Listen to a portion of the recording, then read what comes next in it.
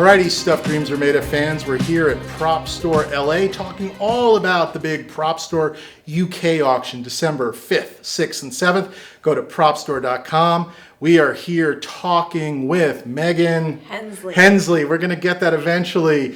Director of Asset Management. Just acquisitions. Seems like I'm going to change your title. All right, well, that sounds good. I'm going to change your title and your last name, and it's going to be great. What do we got here? We have the engineer from Prometheus.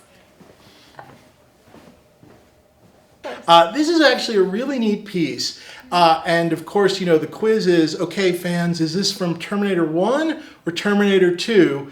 And it's actually from the Terminator ride at Universal. It's no longer there anymore. It was sort of this ride, show, movie, stunt spectacular. But James Cameron, it was the last Terminator thing that he actually shot. And years ago, I was working on the Universal lot. We used to sneak on and go into the Terminator just to watch this thing. And I worked with one of the guys who was like an AD on this thing. And he just said, you know, just Cameron went wild. Just they spent all this wonderful money on it. And this piece, even though it's not from the first two movies and it's from the ride, I love it. I think one of the first things about it when you see this thing is it's not a replica. Right. Those replicas, they have a look to them. They're lovely. If you have one, congratulations. Very shiny. Yep, very shiny. Yep. But this is really spectacular.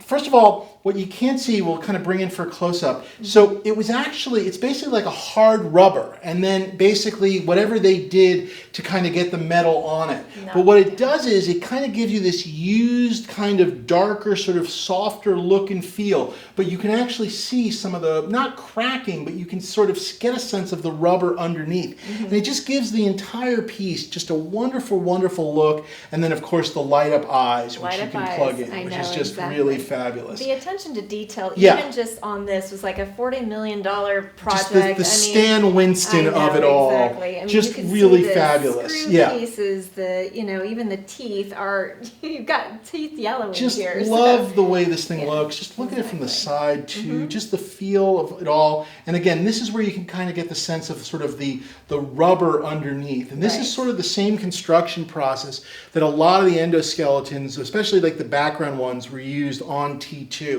So they kind of just carried it right into, I guess, basically T2.5, I guess they called it, or something like that. From the ride, but part of the Cameron world, and really just incredible. And some fun details too. I mean, they've got a rope that's painted in silver to emulate, the strain. Yeah, on a Hero one, that would be like wire or metal, but on this one, it's just a kind of cool painted rope. Yeah. Just fabulous. Great piece. And now we're going to go to the sort of backwards, and we're going to go to kind of the origins of sci-fi. But maybe not the origins, but kind of really wonderful. Check this thing out.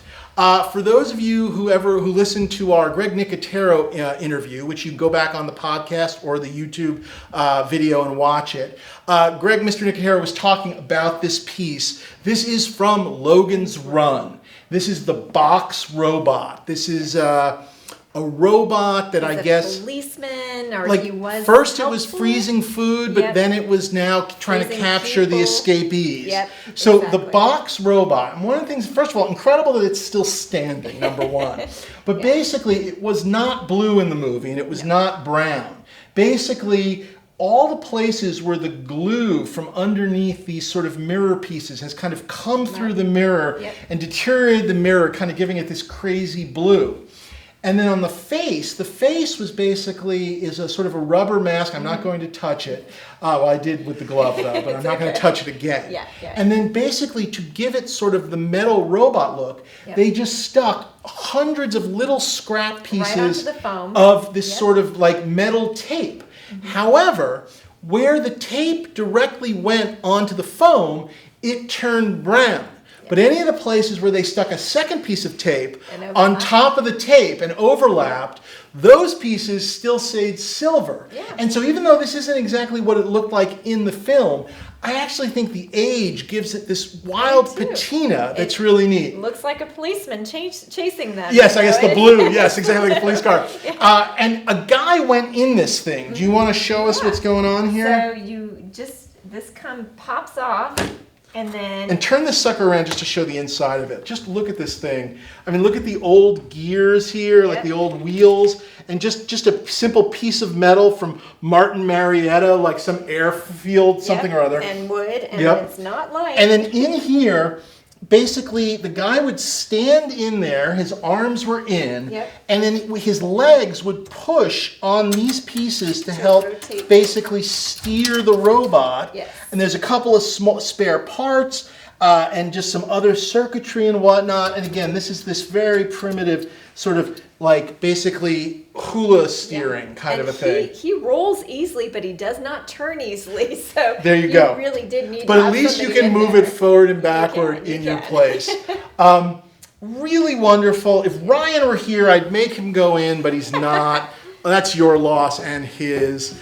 Check it all out December 5th, 6th, and 7th. Propstore.com, the Propstore UK auction.